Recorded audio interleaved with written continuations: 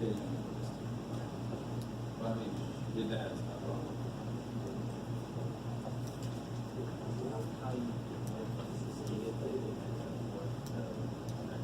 Take the 15 squared out. Negative 15 divided by 15. Yeah. Oh, that's yeah. I wasn't even looking at this at all. I didn't. Oh, I got you.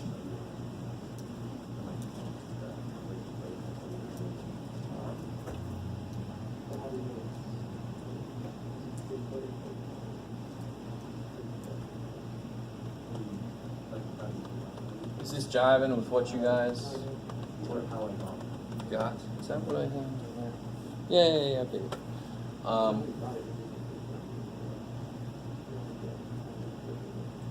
So then, let's see. Oh, what did you do?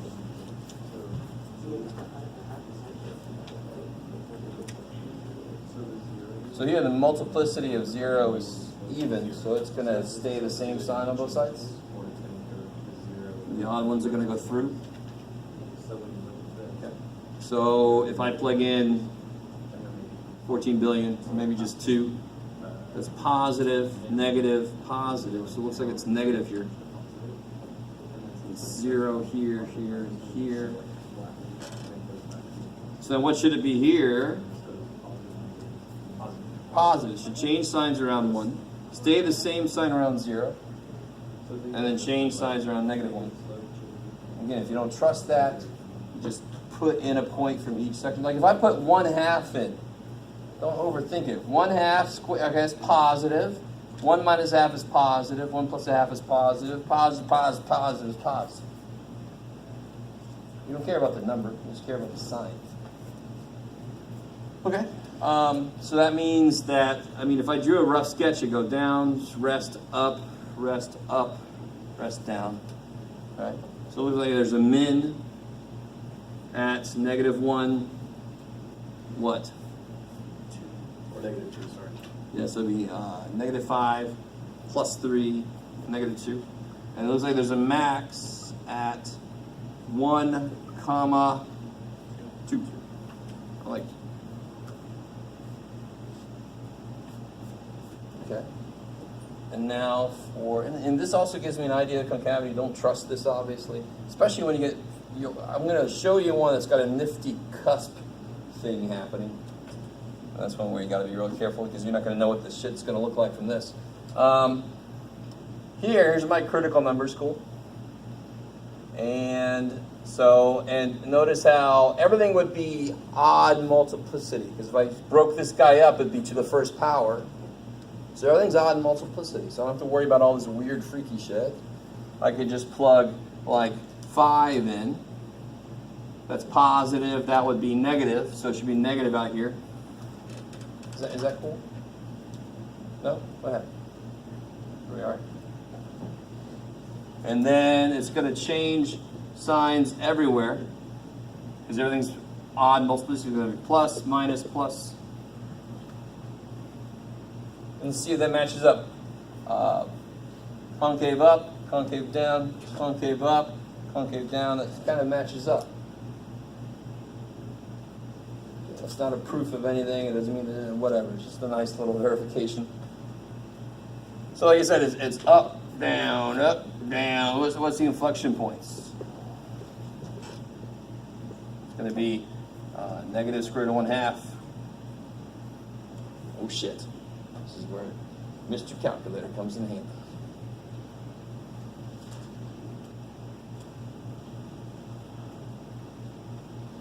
Let's see next here. Is anybody going to help me though?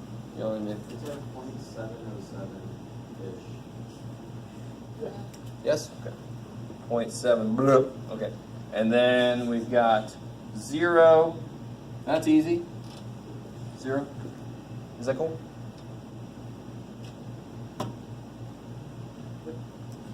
And then for positive square root of 1/2, it's probably negative that, right? Because what kind of symmetry would this thing have?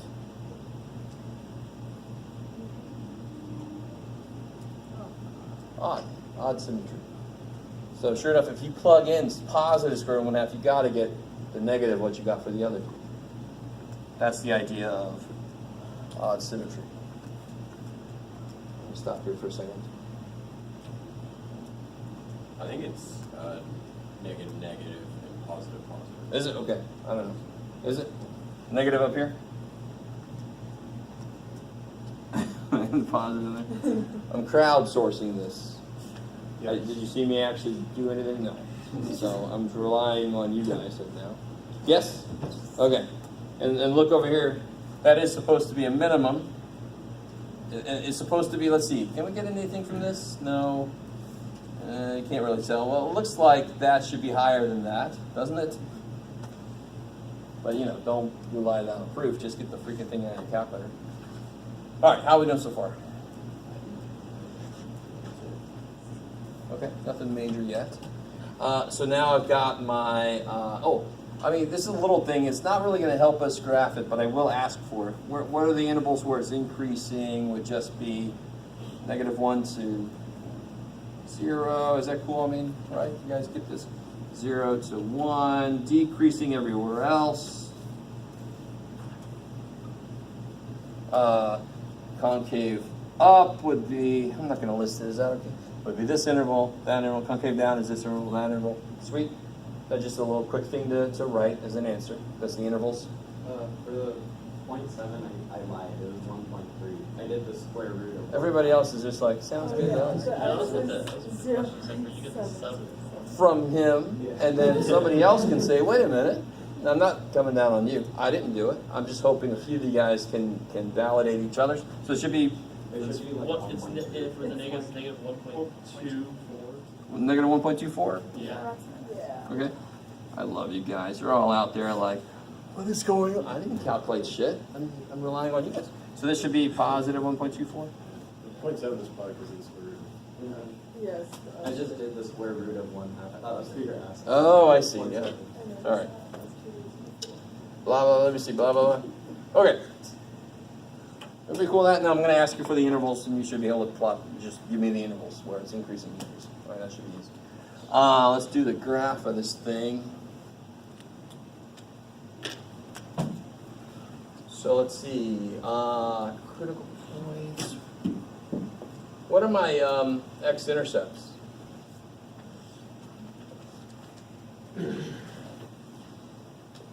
There's 1 at 0, 0. That's easy enough.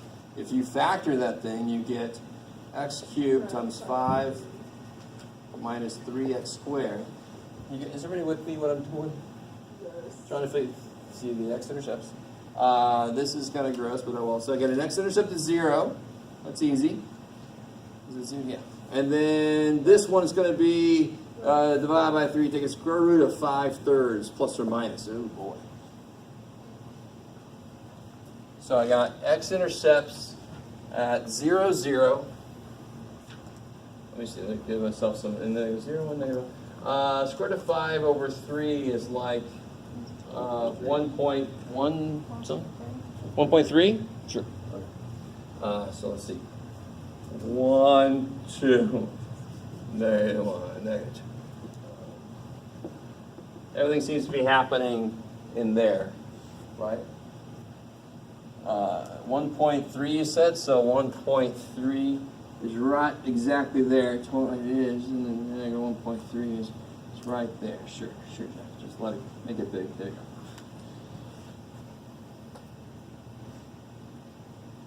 go. Okay, that's the intercepts. Those are nice anchor points. What do you think my y scale should be? We're going, let's see, the min is -1, -2. The max is 1, 2. I mean, so let's just go 1, 2, 3. -1, -2, -3. Okay, so let's see. Oh shit, how do I do this right? My min -1, -2. Min -1, -2. Max was 1, 2. Let's see what else. Inflection points. So now we know that's -0.7. So -0.7, -1.24. Woo! Inflection point, IP. Yep, man. And then positive all that shit. So 0.7, positive 1.24. There's a IP. This is a max. You can label it, Jeff. This is a min. And these are my intercepts. Kick ass. I got everything up there. I think 0, 0 is also an inflection point. Let me put that next to them. Inflection point. Okay. I don't know. It's just music every now and again, right? Now let's start off the right thing, and then as we hit stuff, it's going to change it for me. I should start off decreasing and concave up. Cool. And you know, real quick, something else, well, this should kind of come out of this, but if you wanted to, do you see how all the x-intercepts are odd multiplicity also? Do you guys see it? So I'm going to go through all my x-intercepts. Right, but if I didn't, if I turned, that should be a min or a max. So that would show up anyway. I don't know. You guys, that's a little detail, but okay. So I'm decreasing and I'm coming in hot. I got concave up. Woo-ah! Oh, scheisse, Jeff. That's fantastic. Let's try this again. And that's a minimum. You can make, so that's a minimum. I'm still concave up until I get to there. God, this is horrible. Why am I doing so bad? Right? Is that cool? Concave up. I really am giving myself some grief here about this. Let me do this again. Okay, let's come in like this. It's got to be really steep. Whoa. Now I'm going to start to go concave down here, right? That's an inflection point, so I got to change my concavity. Whoa. Then I hit another inflection point, so now it should be concave up. Now let me stop here. This is why you label it, because you just have to know what's happening at first, and then everything's going to tell you what to do after that as you hit a point. So now it's concave up, concave down. Now it's concave up because that's an inflection point. And now it's an inflection point, so now it's concave down, maximum. Got to go through this guy. Wee-haw. Does it sort of look like this? Yes, I like it. And of course you could plot that in the compiler, make sure that looks right. I love it when I get this as an answer. This for a certain problem, I get this kind of thing. I get shoomp, shoomp, and it's not connected. I'm like, all right, you just didn't change your window. You copied it from your calculator. Start doing that. Sure. Okay, so at least if you're going to copy, make sure you can see the whole damn thing. Okay. Can you see what was that one? Oh yeah, we'll do that after this next one. So if you're getting very far on the back, has everybody got the first couple steps? Let me make sure the algebra of the first couple steps is okay. Let me do this over here. How do you rewrite this to be easier to attack? Yeah. So x, then be careful now. Square root of x cubed, what's the power? 3, and what's the root? 2. So root's on the bottom, like on plants. Power's on the top, it's powerful. And then, of course, square root of x is x to the 1/2, because it cuts things in half. Multiplicative. So now it's a lot easier to take a derivative. The next level thing is to factor it correctly, but what I always find funny is, I mean, how would I factor this? What would I take out? You always take out the smallest power. So if you're having any trouble, you take the derivative. If you're having trouble with factoring it, you take out the smallest power. So if you have a negative power and a positive power, you're going to take out the negative. And you got to think about what happens when you take a negative out. You divide by a negative power, that means you're actually multiplying by a positive power. Oh shit, I said a lot. Keep going.